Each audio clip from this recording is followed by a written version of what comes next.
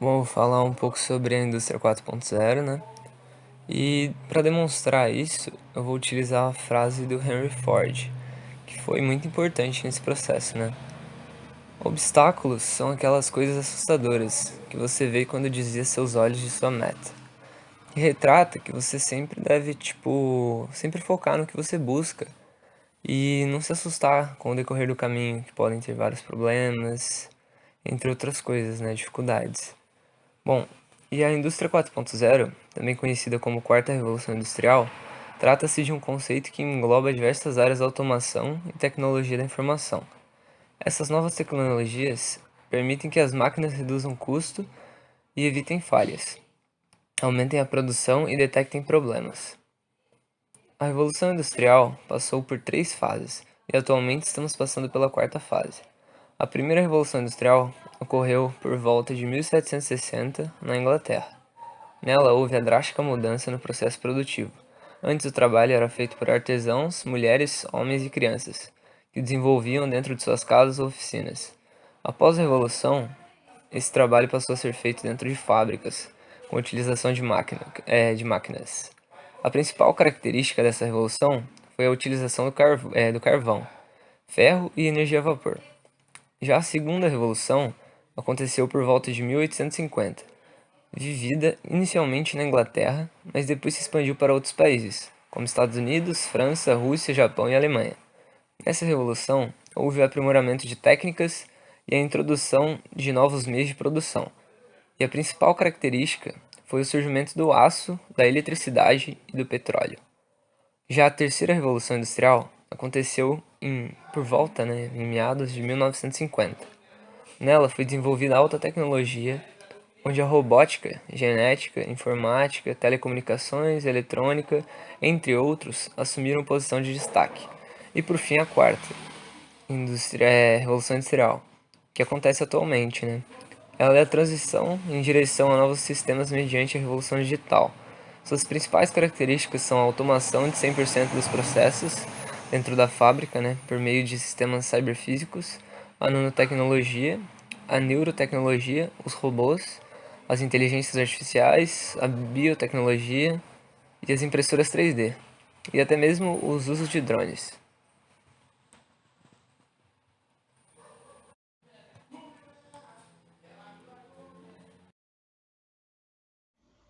Os principais objetivos da indústria 4.0 são: preparar fábricas autogerenciáveis, fornecer e receber informações em tempo real, aprimorar o fluxo de trabalho, customizar a produção de acordo com as necessidades da empresa, ter flexibilidade para se adequar às situações, expandir módulos individuais de produção e se alinhar diferentes departamentos, entre muitos outros. Bom, a indústria 4.0 possui diversas aplicações, sendo elas o monitoramento contínuo dos dados relativos às máquinas de usinagem de uma empresa, o monitoramento em tempo real de sua produção através da nuvem para aperfeiçoar seu processo de manufatura, a realização dos serviços de manutenção preditiva, monitorando os sensores dos robôs, os menores custos de manutenção, simplificação do processo e aumento na efetividade da produção, entre algumas outras aplicações. Assim como qualquer outro processo criado, ele apresenta suas desvantagens e as vantagens. Com essa quarta revolução não seria diferente. A indústria apresenta as vantagens no pontos de operação em tempo real, operações integradas, possibilidade de reduzir os custos e aumentar a produtividade, a migração para o mundo virtual. Já em desvantagens, ele se apresenta nos seguintes pontos: dificuldade para encontrar mão de obra capacitada, o desemprego, cyberataques e a utilização das tecnologias para fins escuros.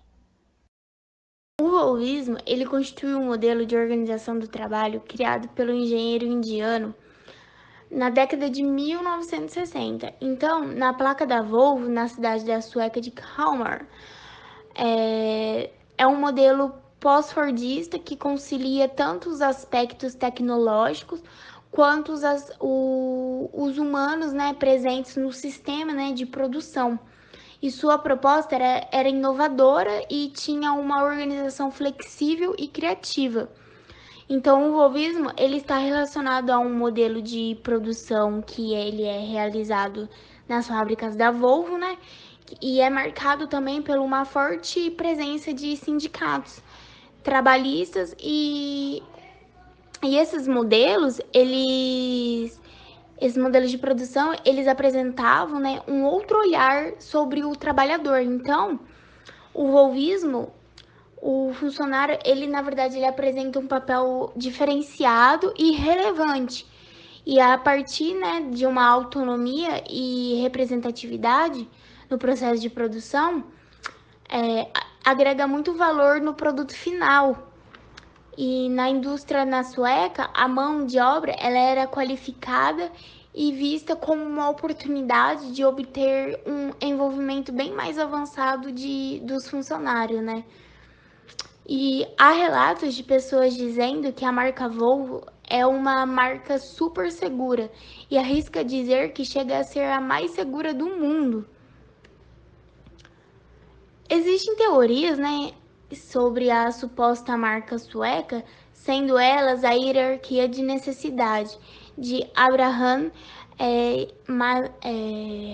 Ele se baseia, né, na ideia de que cada ser humano esforça-se para se desfazer, né, suas necessidades pessoais e profissionais. Então, é um esquema que acaba que apresenta uma divisão hierárquica em que as necessidades elas são consideradas assim de um nível mais baixo, mas devem ser satisfeitas antes das necessidades de nível bem mais alto.